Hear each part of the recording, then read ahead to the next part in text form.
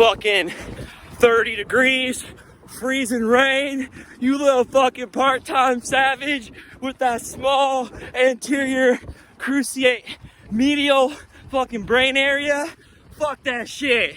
Every day I do something I don't want to fucking do, because that is where the antidote is to your suffering.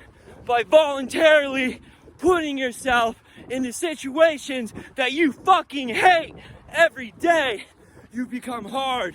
You refine yourself through the fire. You are the fucking sword. You are the fucking weapon. And you beat that fucking iron and you put that shit into the fire until it becomes a deadly weapon. Let's fucking go. 2024. Fucking no excuses. Fucking let's get it.